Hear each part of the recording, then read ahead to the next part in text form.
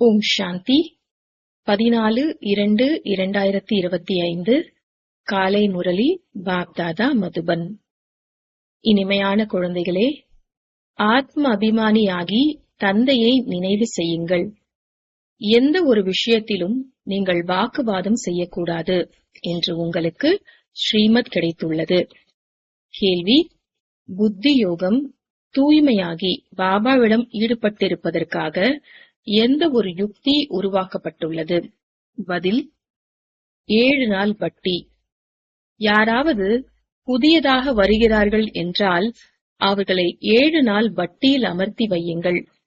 இதன் மூலம் அவர்களின் புத்தியில் உள்ள குப்பை அகன்றுவிடும். மேலும் குப்தமான, அதாவது மறைமுகமான தந்தை, குப்தமான படிப்பு, குப்தமான ஆஸ்தி பற்றி அறிந்து கொள்ள முடியும். அப்படியே சும்மா அமர்ந்து விட்டார்கள் என்றால் குழம்பி விடுவார்கள், எதையும் புரிந்து கொள்ள மாட்டார்கள். பாடல்: விழித்தெழுங்கள் பிரியதர்ஷினிகளே, விழித்தெழுங்கள். ஓம் சாந்தி. குழந்தைகளை ஞானம் நிறைந்த ஆத்மாக்களாக ஆக்குவதற்காக இது போன்ற பாடல்கள் என்னென்ன உள்ளனவோ அவற்றை சொல்லி பிறகு அதன் அர்த்தம் சொன்னால் பேச்சு திறமை வந்துவிடும்.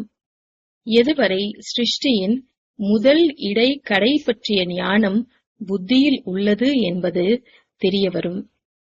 குழந்தைகளாகிய உங்கள் புத்தியிலோ மேலிருந்து தொடங்கி மூலவத்தனம், சூக்ஷ்மவத்தனம், ஸ்தூலவத்தனத்தின் முதல் இடை கடையின் ரகசியம் ஜொலிக்கிறது. பாபாவிடமும் இந்த ஞானம் உள்ளது. அதை உங்களுக்கு சொல்கின்றார். இது முற்றிலும் புதிய ஞானம். சாஸ்திரங்கள் முதலியவற்றில் பெயர் உள்ளது என்ற போதிலும் அந்த பெயரை சொல்வதனால் அதிலேயே ஒட்டிக் கொள்வார்கள். வாக்குவாதம் செய்ய தலைப்படுவார்கள். இங்கோ முற்றிலும் எளிய முறையில் புரிய வைக்கின்றார். பகவான் வாக்கு: என்னை நினைவு செய்யுங்கள், நான் தான் பதீத பாவனன். ஒருபோதும் கிருஷ்ணரையோ அல்லது பிரம்மா, விஷ்ணு, சங்கர் முதலியவர்களையோ பதீத பாவன் என சொல்ல மாட்டார்கள். சூக்ஷ்ம வதனவாசிகளையும் நீங்கள் பதீத பாவன் என சொல்வதில்லை எனும்போது ஸ்தூல வதனத்தின் மனிதர்கள் எப்படி பதீத பாவன் ஆக முடியும்? இந்த ஞானமும் கூட உங்கள் புத்தியில்தான் உள்ளது. சாஸ்திரங்களை பற்றி அதிகமாக வாக்குவாதம் செய்வது நல்லதல்ல. அதிகமான வாத விவாதங்கள் ஆகிவிடும். ஒருவர் மற்றவரை தடியால் அடிக்கவும் தொடங்கிவிடுகின்றனர். உங்களுக்கோ மிகவும் சகஜமாக புரிய வைக்கப்பட்டிருக்கிறது. சாஸ்திரங்கள் விஷயத்தில் அதிகமாக செல்ல தேவையில்லை. முக்கியமான விஷயமே ஆத்ம அபிமானி ஆவதற்கானது. தன்னை ஆத்மா என உணர வேண்டும். தந்தையை நினைவு செய்ய வேண்டும். இந்த ஸ்ரீமத் முக்கியமானதாகும். மற்றவை விவரமானவை. விதை எவ்வளவு சிறியதாக உள்ளது, மற்றபடி மரத்தின் விஸ்தாரம் உள்ளது. எப்படி விதைக்குள் ஞானம் முழுவதும் அடங்கியுள்ளதோ அதேபோல் இந்த முழு ஞானமும் கூட விதையில் அடங்கியுள்ளது. உங்களது புத்தியில் விதை மற்றும் மரம் வந்துவிட்டது. எவ்விதமாக நீங்கள் அறிந்திருக்கிறீர்களோ அதுபோல் வேறு யாரும் புரிந்து கொள்ள இயலாது. மரத்தின் ஆயுளையோ மிக நீண்டதாக எழுதிவிட்டனர். பாபா வந்து விதை மற்றும் மரம் அல்லது டிராமா சக்கரத்தின் ரகசியத்தை புரிய வைக்கின்றார். நீங்கள் சுய தரிசன சக்கரதாரி. யாராவது புதியவர்கள் வருகிறார்கள், பாபா மகிமை செய்கின்றார் சுய தரிசன சக்கரதாரி என்றால் யாரும் புரிந்து கொள்ள முடியாது. அவர்களோ தங்களை குழந்தைகள் என்றே புரிந்து கொள்வதில்லை. இந்த தந்தையும் குப்தமாக உள்ளார். ஞானமும் குப்தமானது, ஆஸ்தியும் குப்தமானது. புதியவர்கள் யாராவது கேட்டால் குழம்பி போவார்கள்.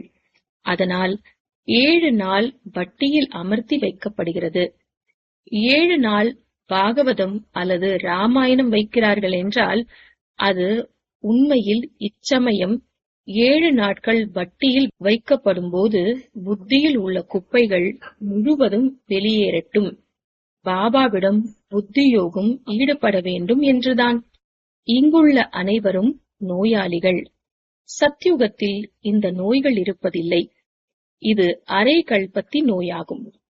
5 விகாரங்களின் நோய் மிக பெரியது. அங்கோ ஆத்ம அபிமானியானவர்களாக இருப்பார்கள். நீங்கள் அறிவீர்கள், நாம் ஒரு சரீரத்தை விட்டு வேறொன்றை எடுக்கிறோம். முதலிலேயே சாட்சாத்காரம் கிடைத்து விடுகிறது. அக்கால மரணம் ஒரு பொழுதும் நடப்பதில்லை. நீங்கள் காலனை வெற்றி அடைகிறீர்கள். காலனுக்கெல்லாம் காலன் மகா காலன் என சொல்கின்றனர். மகா காலனுக்கு கோவில் உள்ளது. சீக்கியர்களுக்கு அகால் தக்த், அதாவது அழியாத ஆசனம் என்று உள்ளது. உண்மையில் அகால தக்த் என்பது இந்த புருவ மத்தியாகும். இதில்தான் ஆத்மா வீற்றிருக்கிறது. அனைத்து ஆத்மாக்களும் இந்த அகால தக்தில் அமர்ந்துள்ளனர். இதை பாபா புரிய வைக்கின்றார். பாபாவுக்கு தம்முடைய ஆசனமோ கிடையாது. அவர் இவருடைய, அதாவது பிரம்மாவினுடைய இந்த ஆசனத்தை எடுத்துக் கொள்கின்றார். இந்த ஆசனத்தின் மீது அமர்ந்து குழந்தைகளாகிய உங்களை ராஜ மயிலாசனத்திற்கு உரியவர்களாக ஆக்குகின்றார். அந்த ராஜ மயிலாசனம் எப்படி இருக்கும்? அதில் லக்ஷ்மி நாராயணன் விட்டிருப்பார்கள் என்று நீங்கள் அறிவீர்கள். ராஜ சிம்மாசனமோ பாடப்பட்டுள்ளதில்லையா? சிந்தனை செய்ய வேண்டும். அவர் போலாநாத் பகவான் என்று ஏன் சொல்லப்படுகின்றார்? போலாநாத் பகவான் என சொல்வதால் புத்தி மேலே சென்று விடுகின்றது. சாது சந்நியாசிகள் முதலானோர் விரலால் மேலே சமிக்ஷை காட்டவும் செய்கின்றார்கள் இல்லையா? இவரை நினைவு செய்யுங்கள் என்று. யதார்த்த ரீதியிலோ யாரும் தெரிந்து கொள்ள முடியாது. இப்போது பதீத்த பாவன் பாபா முன்னிலையில் சொல்கின்றார், என்னை நினைவு செய்யுங்கள். அப்போது உங்கள் விக்கர்மங்கள் விநாசமாகிவிடும். இது இச்சமயம் என்று கீதையிலும் எழுதப்பட்டுள்ளது. ஆனால் நீங்கள் கீதையின் ஓர் உதாரணத்தை வெளிப்படுத்தினால் அவர்கள் 10 வெளிப்படுத்துவார்கள். அதனால் அதன் தேவை கிடையாது. யார் சாஸ்திரங்கள் முதலியவற்றை படித்துள்ளாரோ அவர்கள் நாம் சண்டையிடலாம் என நினைப்பார்கள். குழந்தைகள், நீங்கள் இந்த சாஸ்திரங்கள் பற்றி தெரிந்து கொள்ளவில்லை. அதனால் நீங்கள் ஒருபோதும் அவற்றின் பெயரை கூட எடுத்துக் கொள்ளக்கூடாது. இதை மட்டும் அவர்களுக்கு சொல்லுங்கள். தந்தையாகிய என்னை நினைவு செய்யுங்கள் என்று பகவான் சொல்கின்றார். அவர்தான் பதீத்த பாவன் என சொல்லப்படுகின்றார். பாடவும் செய்கின்றனர், பதீத்த பாவனா சீதாராம். சந்நியாசிகளும் கூட எங்கெங்கோ அர்த்தத்தை ஏற்படுத்திக் கொண்டே உள்ளனர். இதுபோல் மதங்கள், வழிமுறைகள் ஏராளமாக உள்ளன இல்லையா? இந்த பாடல் எவ்வளவு அழகாக உள்ளது. டிராமா பிளான் படி கல்ப கல்பமாக இது போன்ற பாடல்கள் உருவாகின்றன. குழந்தைகளாகிய உங்களுக்காகவே உருவாக்கப்பட்டுள்ளது போல் உள்ளது. இது போன்ற நல்ல நல்ல பாடல்கள் உள்ளன. எப்படி கண்ணில்லாதவர்களுக்கு வழிகாட்டுங்கள் பிரபு என்பது போல். பிரபு என்று கிருஷ்ணரை சொல்லவில்லை. பிரபு அல்லது ஈஸ்வரா என்று நிராகாரை தான் சொல்வார்கள். பாபா பரம்பிதா பரமாத்மா என்று இங்கே நீங்கள் சொல்கிறீர்கள். அவரும் கூட ஆத்மாதான் இல்லையா? பக்தி மார்க்கத்தில் மிக அதிகமாகவே சென்றுவிட்டுள்ளனர். இங்கோ மிகவும் எளிமையான விஷயம். தந்தை, அதாவது அல்லாஹ், மற்றும் ஆஸ்தி, அதாவது வே. அல்லாஹ் அதாவது பாபா, வே அதாவது ராஜ்ய பதவி. இவ்வளவு எளிமையான விஷயம்தான். தந்தையை நினைவு செய்வீர்களானால் நீங்கள் ஸ்வர்க்கத்தின் எஜமானன் ஆவீர்கள். நிச்சயமாக இந்த லக்ஷ்மி நாராயணன் ஸ்வர்க்கத்தின் எஜமானர்களாக சம்பூர்ண நிர்விகாரியாக இருந்தனர்.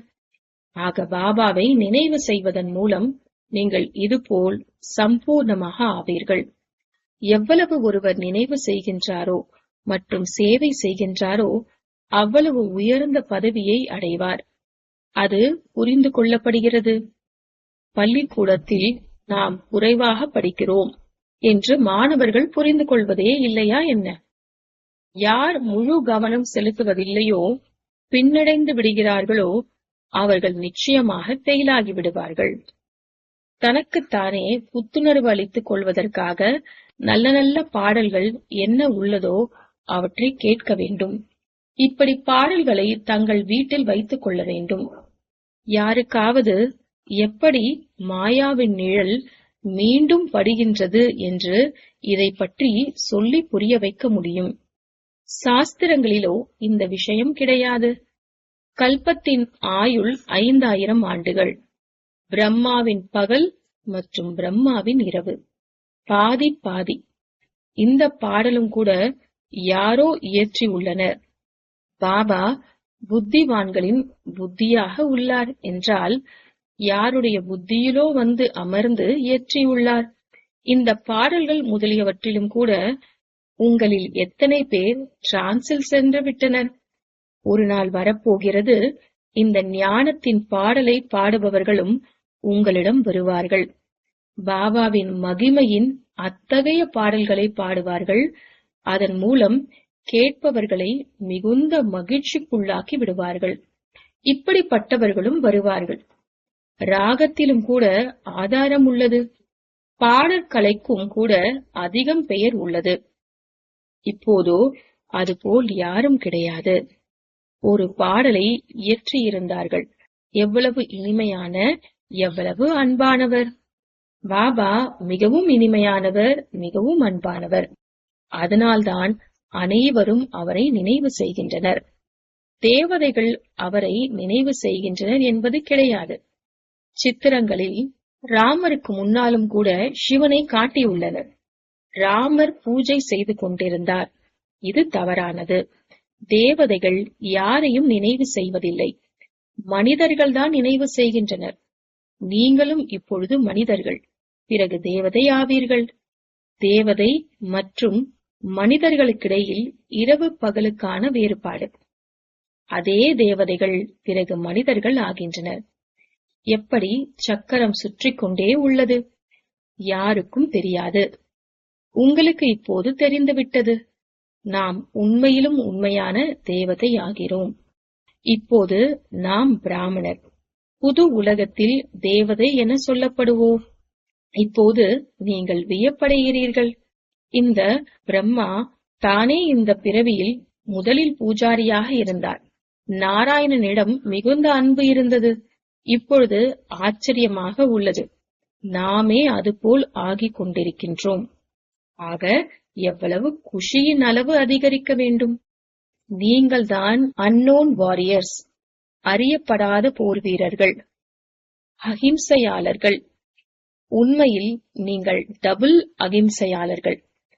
காம கட்டாரியும் இல்லை, அந்த சண்டையும் அதாவது வன்முறையும் இல்லை.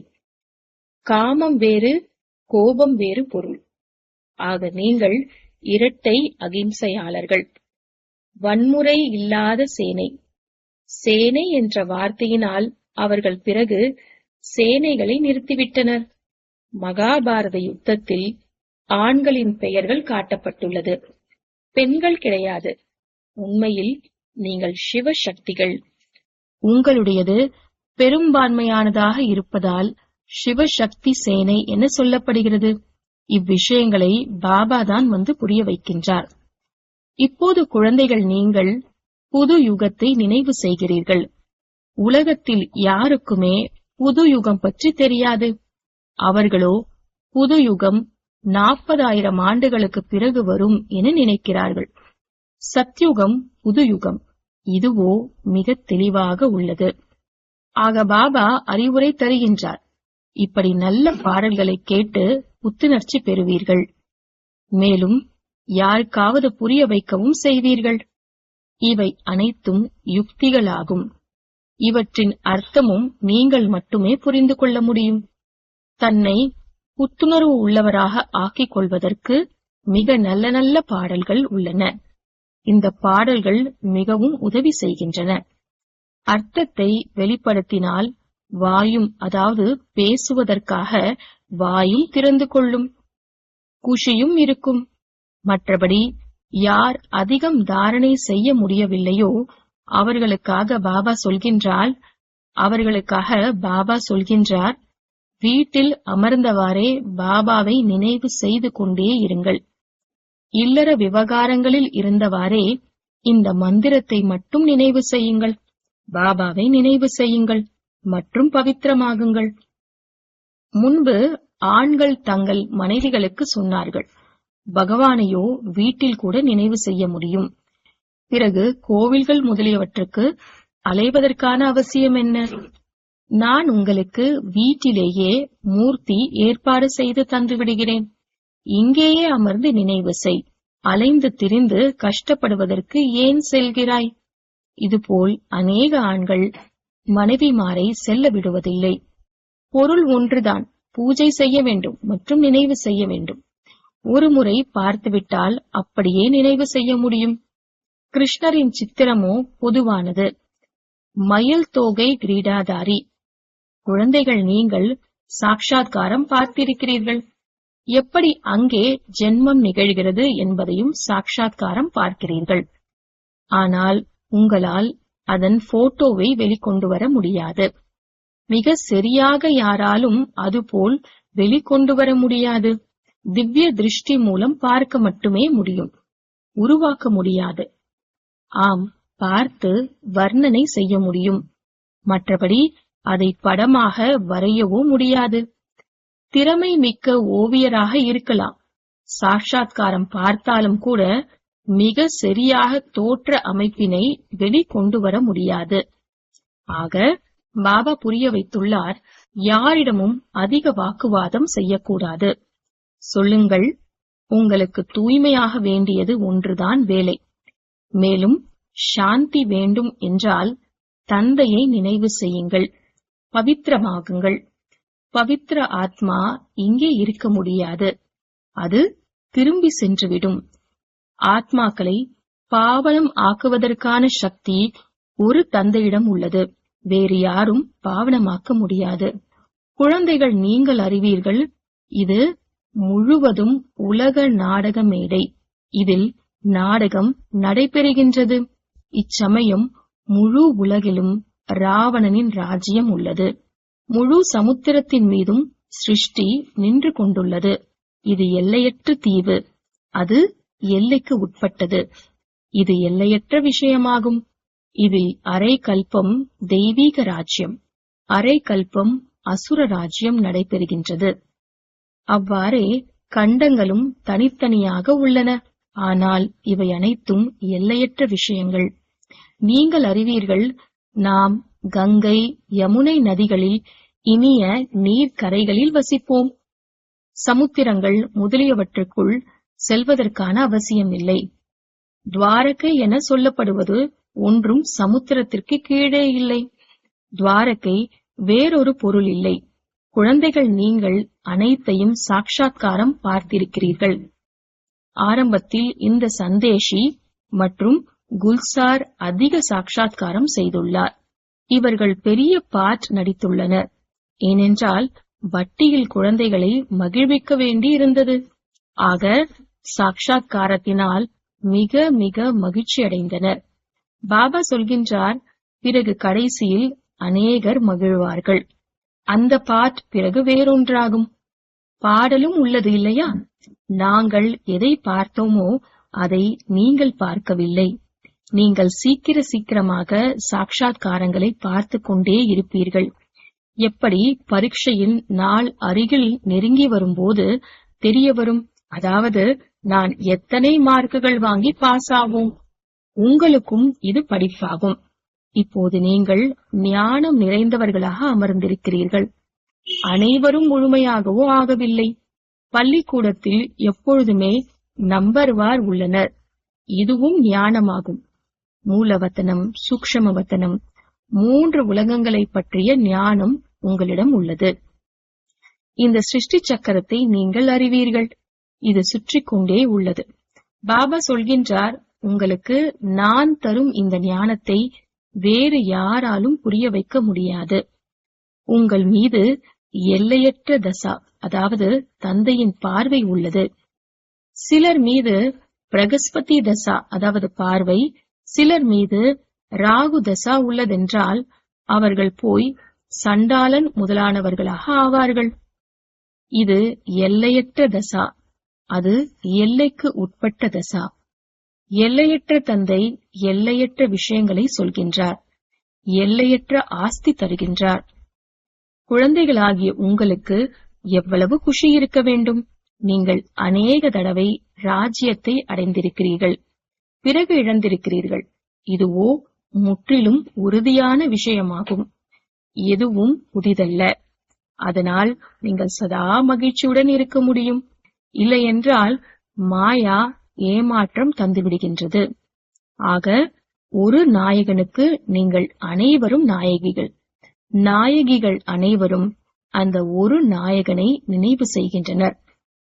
அவர் வந்து அனைவருக்கும் சுகம் தருகின்றார். அரை கல்பமாக அவரை நினைவு செய்தீர்கள். இப்போது அவர் கிடைத்துவிட்டார் என்றால் எவ்வளவு குஷி இருக்க வேண்டும்! நல்லது. இனிமையிலும் இனிமையான தேடி கண்டெடுக்கப்பட்ட செல்ல குழந்தைகளுக்கு தாயும் தந்தையும் ஆகிய பாப் தாதாவின் அன்பு நினைவு மற்றும் காலை வணக்கம். ஆன்மீக குழந்தைகளுக்கு ஆன்மீக தந்தையின் நமஸ்தே, ஆன்மீக தந்தைக்கு ஆன்மீக குழந்தைகளின் நமஸ்தே. தாரணைக்கான முக்கிய சாரம்: முதலாவது, சதா மகிழ்ச்சியுடன் இருப்பதற்காக நத்திங் நியூ, அதாவது எதுவும் புதிதல்ல என்ற பாடத்தை மனதில் உறுதி செய்து கொள்ள வேண்டும். எல்லையற்ற தந்தை நமக்கு எல்லையற்ற ராஜ்ய பதவியை தந்து கொண்டிருக்கின்றார். இந்த குஷியிலேயே இருக்க வேண்டும். இரண்டாவது, ஞான சம்பந்தப்பட்ட நல்ல நல்ல பாடல்களை கேட்டு தனக்கு புத்துணர்ச்சி அளித்துக் கொள்ள வேண்டும். அதன் அர்த்தத்தை வெளிப்படுத்தி மற்றவர்களுக்கும் சொல்ல வேண்டும். வரதானம்: மாயாவின் சம்பந்தங்களுக்கு விவாகரத்து கொடுத்து தந்தையின் சம்பந்தத்தில் ஒப்பந்தம் செய்யக்கூடிய மாயாஜீத் மோகத்தை வென்றவர் ஆகுக.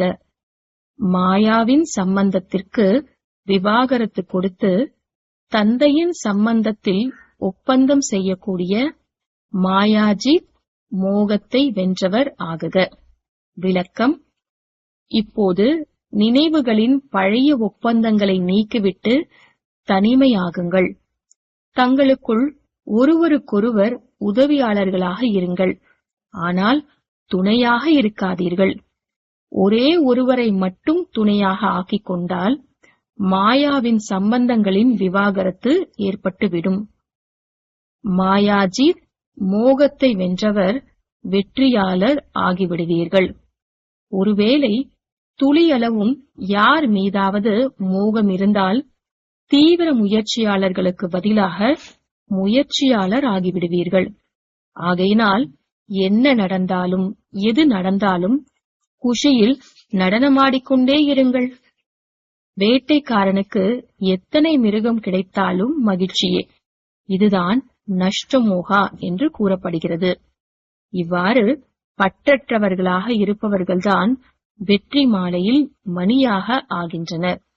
ஸ்லோகன்: சத்தியம் என்ற விசேஷத்தா மூலம் வைரத்தின் ஜொலிப்பை அதிகரிக்க செய்யுங்கள். சத்தியம் என்ற விசேஷத்தா மூலம் வைரத்தின் ஜொலிப்பை அதிகரிக்க செய்யுங்கள். அவ்யக்த இஷாரா: ஏகாந்தவாசியாகுங்கள். ஏக்தா அதாவது ஒற்றுமை மற்றும் ஏகாகிருதா அதாவது ஒருநிலைப்படுத்தல் கொண்டு வாருங்கள்.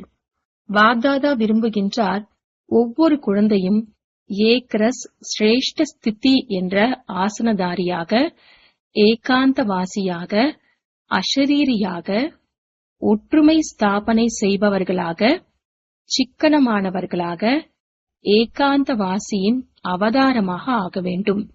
ஒருவருக்கொருவரின் சிந்தனைகளை புரிந்து கொண்டு மரியாதை கொடுங்கள். ஒருவருக்கொருவர் சைகை கொடுத்து கொடுக்கல் வாங்கல் செய்து தங்களுக்குள் குழுவின் சக்தியை பிரத்யக்ஷம் செய்ய வேண்டும். ஏனென்றால் உங்களது குழுவின் ஒற்றுமை சக்திதான் முழு பிராமணர்களையும் குழுவில் கொண்டு வருவதற்கு நிமித்தமாகும். ஓம் சாந்தி.